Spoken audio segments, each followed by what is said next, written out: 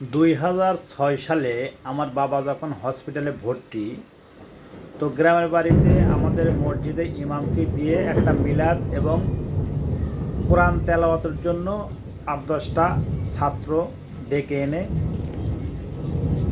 একটা অনুষ্ঠান করি আব্বার দোয়ার জন্য। ইতিমধ্যে আমি ফোন দিই বারবার, কিন্তু ফোন বন্ধ পাই। ঢাকা ঢাকা হসপিটাল থেকে আমি ফোন দিই, ফোনটা বন্ধ পাই। তো ইতিমধ্যে আমার স্বাস্থ্য ভাইকে ফোন দিলাম যে আমার মা মোবাইল ধরছে না, তো কারণ কি? পরে আমার স্বাস্থ্য ভাই গিয়ে দেখে মা মোবাইল খুঁজে পায় না, মানে যে ঘরে হুজুরটা কোরআন তেলাওয়াত করতো ওই ঘরের টিভির উপরই মোবাইলটা রাখা ছিল। তো যাই হোক, পরে কে মোবাইল নিছে কেউ বলতে পারে না। পরে আমাদের মসজিদের যে ইমাম, ওনাকে বলা হলো, ইমামটা মারা গেছে, আল্লাহ তাক বেহেশত নসিব করুক।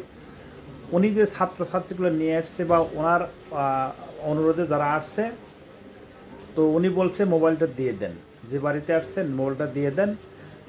তো যাই হোক, কেউ দেয় না, চুরি করছে মোবাইল। তখন ওই আমাদের মসজিদের ইমাম সাহেব ওই একটা ছাত্রের আবার কৌশল করিয়া হাত দিয়ে পকেটে টাচ করছে, দেখে যে মোবাইল।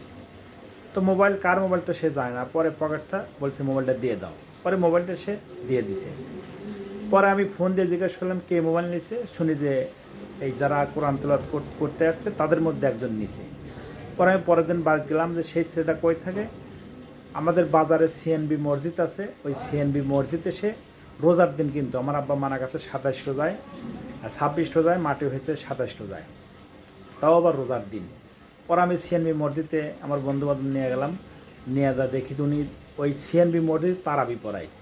যাই হোক, পরে আমি তারাবি পড়ার আগে তাকে বের করে নিয়ে আসলাম, নিয়ে এসে বললাম যে এই ঘটনা, এখন তার পিছিয়ে নামাজ পড়া যাবে কি না, সে মোবাইল চুরি করেছে। তাহলে একটা মসজিদের ইমাম যদি মোবাইল চুরি করে, তাহলে এটা তো 2006 সালের ঘটনা। তাহলে এই এই আজ হলো 2026, আজ থেকে 20 বছর আগের ঘটনা। এই 20 বছরে ওর দ্বারা যতগুলো মানুষ, ওর কাছে যতগুলো মানুষ পড়াশোনা করেছে ওই ইমামের কাছে, এবং যতগুলো মানুষ নামাজ পড়েছে, সেই নামাজ কিভাবে হয়েছে, আর তার দ্বারা কত মানুষ এই বেজ্জতি হয়েছে, ইজ্জত হারিয়েছে, দর্শন হয়েছে। এইবার বুঝে নেন যে একটা মসজিদের ইমাম যদি মোবাইল চুরি করে, তাহলে সেই দেশের মানুষ বিশ্বাস করবি কাকে?